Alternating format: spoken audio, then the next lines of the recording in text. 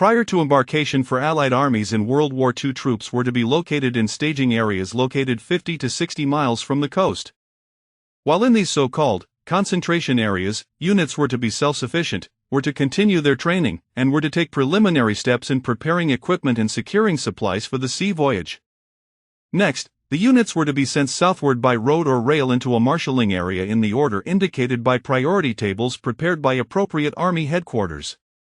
There, they were no longer self-sufficient and had to be billeted and fed by a static organization.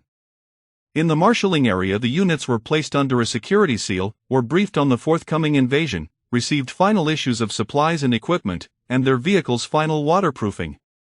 Movement from the marshalling area to the point of embarkation was to be by craft or shiploads as required for the assault and the subsequent build-up. The makeup of an embarkation area was a compromise between British and American points of view. In the American zone of southwest England, the marshalling areas lay comparatively near the coast.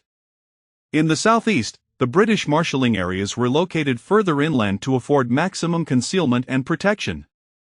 Therefore, the British desired an intermediate transit area adjacent to the embarkation point so as to control movement. To reach a common method of procedure, embarkation areas were set up to include an embarkation regulating point, which for the British could accommodate both troops and vehicles but for the Americans served simply as a traffic control point. Southampton was the exception to these procedures because it was used by both British forces and then American follow-up forces.